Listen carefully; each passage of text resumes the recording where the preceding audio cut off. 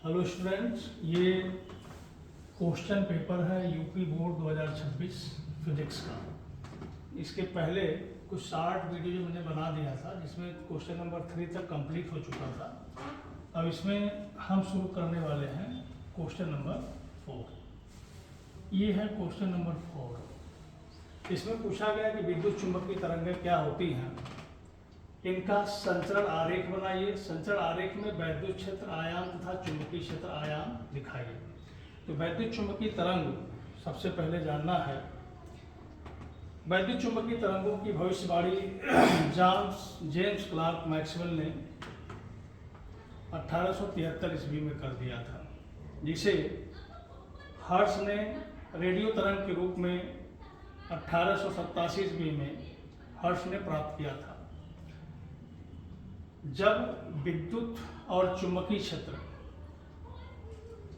पर गति करते हैं, गतिमान होते हैं, या कोई आवेशित कण जब त्वरित होता है तो उस आवेशित कण से ऊर्जा तरंग के रूप में उत्सर्जित होती है, जिस तरंग को हम विद्युत चुंबकीय तरंग कहते हैं।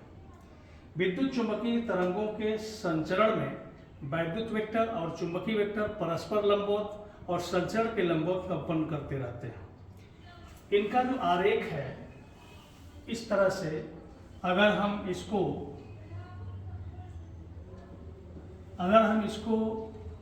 y एक्सिस मान लेते हैं, संचरण जिधर हो रहा है उसको x एक्सिस मान लेते हैं, और ये एक्सिस आपका z हो जाता है।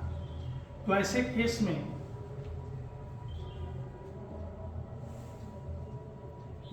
ये वैद्युत क्षेत्र के आयाम को प्रदर्शित करता है और ये मैग्नेटिक फील्ड के आयाम को प्रदर्शित करता है। क्लियर हो गया? तो इस तरह से वैद्युत चुंबकीय तरंग का संचरण होता है। उसके बाद चौथे का ख है, इसको हम सॉल्व करते हैं। इसमें ये कह रहा है कि एक तार का प्रतिरोध R है और इसी तार को खींचकर इसकी लंबाई प्रारंभिक लंबाई की n गुनी कर दी जाए तो तार का नया प्रतिरोध क्या होगा। इसका सीधा आंसर तो n स्क्वायर R होता है। लेकिन ये क्वेश्चन लघुत्तरी क्वेश्चन में है, इसलिए इसे सिद्ध करके दिखाया जाए। तो सबसे पहले हमारे पास एक तार है, तो मान लिया जाए कि ये है तार। अब इस तार का जो अनुप्रस्थ परिच्छेद है वो A1 है और इसकी जो लंबाई है वो L1 है। फिर इसे खींचकर इसकी लंबाई को बढ़ा दिया जाता है। खींचकर जब लंबाई बढ़ेगा तो इसका एरिया भी चेंज हो जाएगा। इसकी लंबाई हो गई L2 और क्रॉस सेक्शनल एरिया हो गया A2। लेकिन इन दोनों कंडीशंस में इसका वॉल्यूम चेंज नहीं हुआ, इस वजह से वॉल्यूम सेम होगा। E1 L1 ये सिलेंड्रिकल है, इसलिए वॉल्यूम इसका base area into height A1 L1 इसका वॉल्यूम और इसका वॉल्यूम दोनों आपस में सेम होगा। A1 L1 is equal to A2 L2। ठीक है, यहाँ से हम एरिया और लेंथ के का रिलेशन हमें मिल जाएगा। हम इसे A2 अपान A1 अगर कर देते हैं तो हमें यहाँ से मिल जाएगा L1 upon L2। Equation number first हमने इसको बना लिया। अब इसके बाद क्या कह रहा था कि इसके रेजिस्टेंस पर क्या प्रभाव पड़ेगा। इसके रेजिस्टेंस की बात हम करना है तो R का जो फार्मूला है rho into L by A. Clear हो गया? अब यहाँ से वेरिएशन की बात करते हैं तो R is proportional to L by A होगा। दो कंडीशन हम अप्लाई कर देते हैं, तो ऐसे केस में दो कंडीशन के लिए आपको सीधे सीधे मिल जाएगा R1 upon R2 is equal to L1 upon L2 into A2 upon A1। Length के साथ सीधा रिलेशन और एरिया के साथ उल्टा रिलेशन। अब हमें यहाँ पहले से मिल चुका है कि A2 upon A1 is equal to L1 upon L2, तो इस तरह से R1 upon R2 is equal to L1 upon L2 और A2 अपान A1 की जगह पर भी L1 अपान L2 लिखेंगे तो L1 का स्क्वायर हो जाएगा। अब हम सपोज कर लेते हैं कि L1 का मान है L और L2 का मान क्या कर दिया जा रहा है, n टाइम कर दिया जा रहा है। R1 को हम R मान लेते हैं, फिर हम R2 की वैल्यू निकालते हैं। अब आप देखेंगे R2 अपान सॉरी यहाँ पे R1 अपान R2 है, तो हमने लिखा R1 अपान R2। R1 की जगह पे हम लिखेंगे R, ठीक है ना, R1 की जगह पे हम R लिखेंगे, R2 की जगह पे हम R2 ही लिखेंगे। अब L1 की जगह पे L लिखेंगे, L2 की जगह पे NL लिखेंगे और इसका हो जाएगा होल स्क्वायर।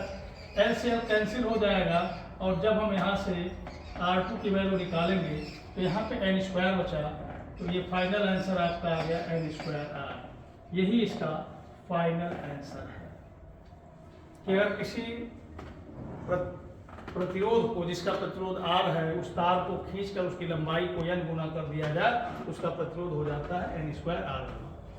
अब इसके बाद हम ये वाला क्वेश्चन नाभिकीय विखंडन और नाभिकीय संलयन पर चर्चा कर लेते हैं। नाभिकीय विखंडन क्या होता है कि जब एक भारी नाभिक लगभग दो बराबर हल्के नाभिकों में टूट जाता है और टूटकर अत्यंत ऊर्जा का उत्सर्जन करता है, तो इस क्रिया को हम कहते हैं नाभिकीय विखंडन। नाभिकीय विखंडन का यहाँ पे एग्जाम्पल दिखाया गया है। यह यूरेनियम 235 है, इसमें एक न्यूट्रॉन का बम्बार्डमेंट होता है, तो यह दो बेरियम और एक क्रिप्टॉन नाभिक में टूट जाता है। यह इसका एग्जाम्पल है और इसको हम ऐसे दिखा सकते हैं। इस रिएक्शन को हम इस तरह से लिख सकते हैं। अब ध्यान से देखें, रिएक्शन को हम लिख सकते हैं। सबसे पहले यूरेनियम है 92, यूरेनियम 235 और प्लस 0N1, तो यहाँ से बन के तैयार होता है 92 यूरेनियम 236 और ये बनता है सीधा सीधा 56 बेरियम 144 और plus 36 krypton 89 plus 3 time 0N1 और प्लस एनर्जी। इस तरह से यह नाभिकीय विखंडन का एग्जाम्पल है। साथ में यहाँ पर नाभिकीय संलयन की बात हो रही है, नाभिकीय न्यूक्लियर फ्यूजन की बात हो रही है। इसमें क्या होता है कि दो या दो से अधिक हल्के नाभिक एक साथ जुड़ते हैं और जुड़कर एक भारी नाभिक बना लेते हैं, अस्थायी नाभिक बना लेते हैं और इस क्रिया में अत्यंत ऊर्जा उत्सर्जित होती है। ऐसी क्रिया को हम कहते हैं नाभिकीय संलयन। यहाँ पे एग्जाम्पल दिखाया गया है, आप अगर ध्यान से देखेंगे तो ये है 1H2। एग्जाम्पल को हम यहाँ एक बार और लिख देते हैं 1H2 और प्लस 1H3, ये बन जाता है 2He4 और साथ में 0N1 और इसके साथ में एनर्जी मिलेगी। क्लियर हो गया? तो इस तरह से क, ख और ग तक हमने क्वेश्चन को सॉल्व कर दिया, बाकी फिर नेक्स्ट वीडियो।